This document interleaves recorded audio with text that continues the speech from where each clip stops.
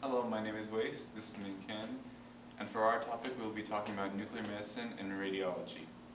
Now what this topic is about is the use of radionuclides to treat and diagnose patients through X-rays, PET scans, and radiation therapy.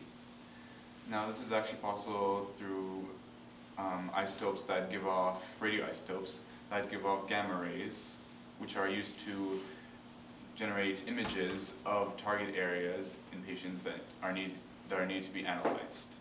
So what we're going to be talking about are nuclear fission, the analysis of gamma rays using spectrophotometry, the Ka values of certain compounds used in nuclear medicine, the Ksp values of certain compounds used for radiocontrasting agents, the interaction of gamma rays with DNA, and intramolecular forces between the tracers themselves.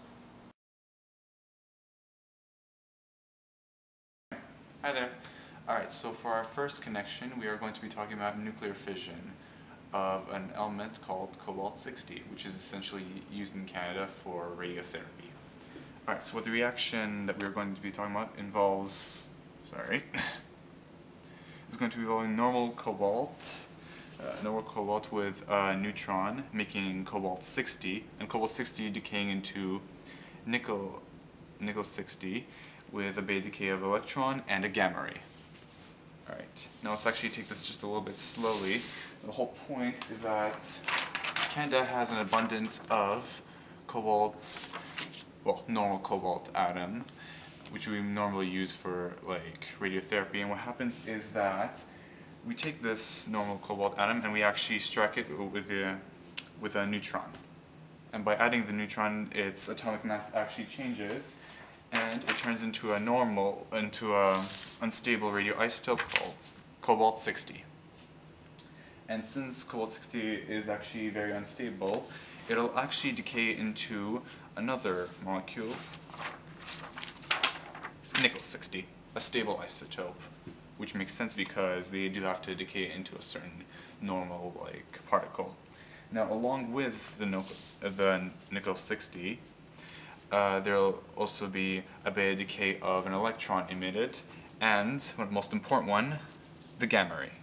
The gamma ray is actually what we do use for radiation therapy, and we will actually get into that very soon. Okay, so as we said before, radioisotopes like cobalt-60 decay into isotopes such as nickel-60, an electron, and gamma rays.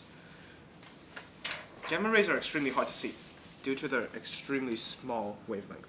As you can see here, gamma rays have a wavelength of approximately 10 to the negative 2 nanometers, whereas what can be seen, the visible spectrum, has a wavelength of between 100 nanometers and approximately 1000 nanometers.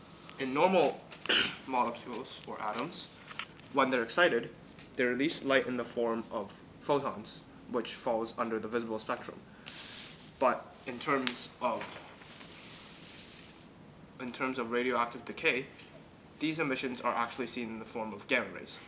Now, gamma rays, since they can't be seen by the human eye, must be converted into photons in order to be seen. This is done in the PET scanner, or positron emission tomography scanner. In the PET scanner, these gamma rays are converted into photons by the use of crystals. So the gamma rays pass through crystals and are then converted into photons. The photons are then passed through a photomultiplier tube and are then converted into electrical signals. These electrical signals can then be processed by the computer to generate an image of the target area. So since this machine, the PET scanner, scans the entire body or the target, or actually just the target area, multiple images can be spliced together to form a three-dimensional representation of the body or the target area, and that can be used by doctors to diagnose the patient.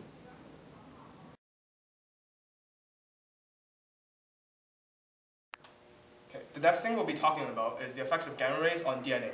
The DNA molecule is the basis of life, and it's comprised of two backbones as well as the nucleotide bases. which form the bridge between the two strands. Now, with gamma rays, the rays ionize living tissue by three ways. It could either be done by Compton scattering, the photoelectric effect, or by pair production. In Compton scattering, when gamma rays hit the DNA molecule, it could actually hit one of the atoms of the DNA molecule. So, when the gamma rays hit this oxygen atom here, it will actually transfer its energy to the oxygen atom. When that happens, this outer electron here will actually be removed, and it will form a free electron as well as an oxygen ion. When DNA is irradiated, it can actually damage the components of the DNA. This can be done by this example. Now, when gamma rays hit this part of the DNA molecule, it could actually cleave off either this hydroxyl group over here or this hydroxyl group over here. If this hydroxyl group gets cleaved off, then the ester linkage between the nucleotide base and the 2-deoxyribose sugar will also be destroyed. Or it could hit the phosphate group, which will destroy the phosphodiester bond between the phosphate group and the 2-deoxyribose sugar. Another way of damaging DNA is by attacking the water inside the human body. So when gamma rays hit the water in the human body, it could actually transform the water into something called hydrogen peroxide, H2O2. H2O2 is actually very reactive against DNA and will actually destroy the DNA or destroy the cell. For our fourth connection, we will be talking about the solubility of acids. Now, for this connection, we will be taking one of the most common tracers that doctors use in nuclear medicine, technetium-99, which is a product that is injected into the blood of patients. Now, since it's injected into the blood, it must actually be dissolved in the plasma, which is 93% H2O, the common solvent. And one of the properties of technetium-99 is that it's actually insoluble, which is why we combine it with another compound called methylene diphosphonic acid, aka MDP, the common code word for it. Now, the chemical formula for MDP is CH6O6P2. This compound is actually considered to be very soluble, which is why, like, in modern days we combine it with technetium-99 for any scans for patients.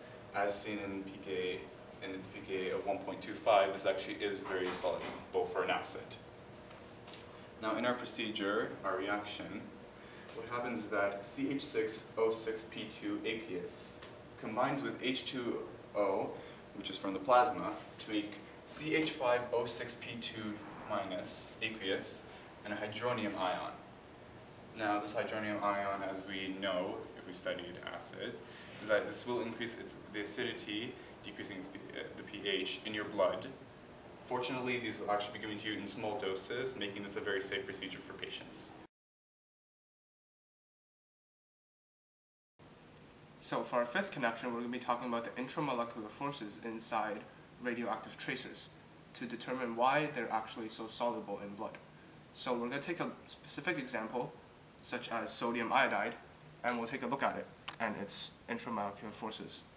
So, sodium iodide is a white crystalline solid with a face-centered cubic packing configuration, where iodine 131 is in the middle of each unit cell. This crystal is held together by the electrostatic attraction between the positively charged sodium ions and the negatively charged iodine 131 ions. The electronegativity difference between these two atoms is approximately 1.73, which is why it's held together by ionic bonds. These ionic bonds are really easily broken down when it's in the presence of the water in blood. The water in the blood ionizes the crystal lattice by pulling it apart. The slightly positive hydrogen atoms in water attract the negatively charged iodine atoms in the lattice, whereas the slightly negative oxygen atom attracts the positively charged sodium ions in the lattice. And this is why radioactive tracers, like sodium iodide, with a solubility of about 178 grams per 100 milliliters of water at 20 degrees Celsius, dissolves in blood so easily.